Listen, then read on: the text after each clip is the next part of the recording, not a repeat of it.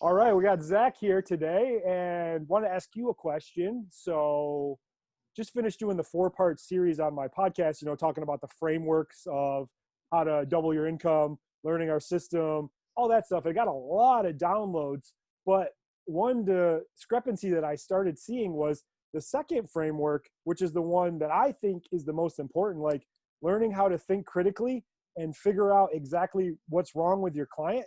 That one's like downloaded least of all of them. So I'm trying to figure out like where the disconnect is there and why a lot of massage therapists don't want to learn how to think critically, but they want to just jump right into treatment so they can massage the shit out of it. And you're new to the game. You've been out for a couple years, but I wanted to kind of get your perspective and why you think that's happening. Well, I mean, it's one of those things where it's a more nuanced topic. There's a lot more that goes into it. It's convoluted to a certain extent, Okay. and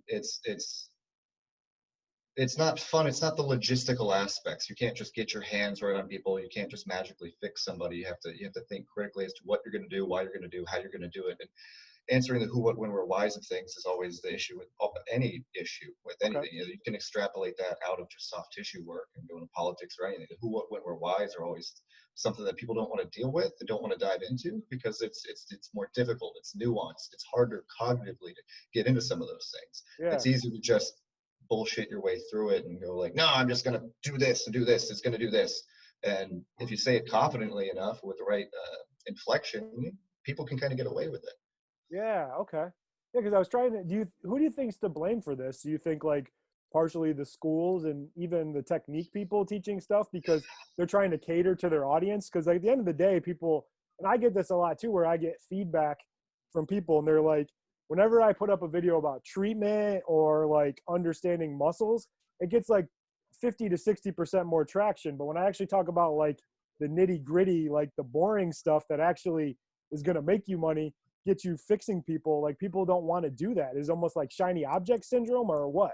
It's just because it's not something it's not tangible. You can't Okay. physically do it. You can't physically see it. It's a principle. It's a concept. It's an idea.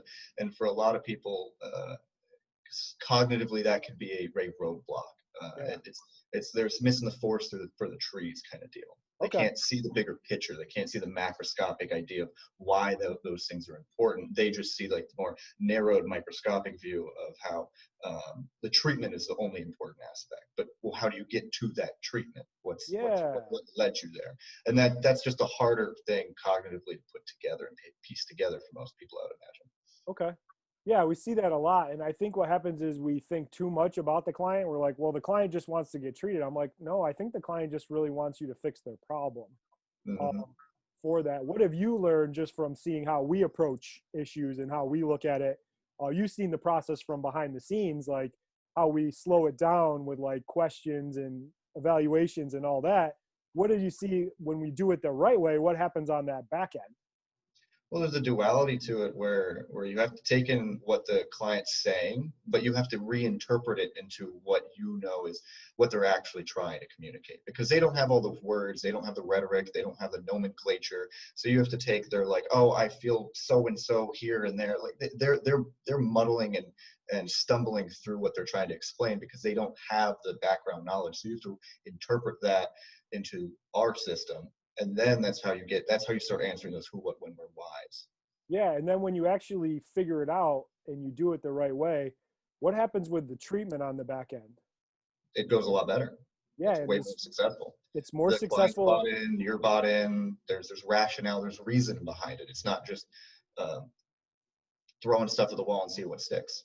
Yeah, and it's a quicker treatment too, and it's better for the client, it's better for you, and at the end of the day, it's better financially too because you can still continue to charge.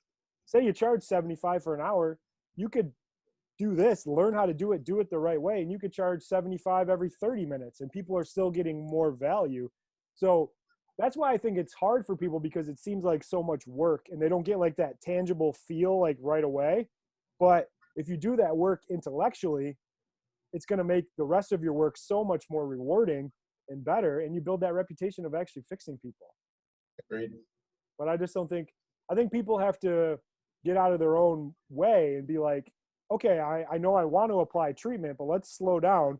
and ask why. So yeah, thanks for the input. Yes, sir. Yeah, I like that. All right. Well, it was good talking to you. Yes, sir.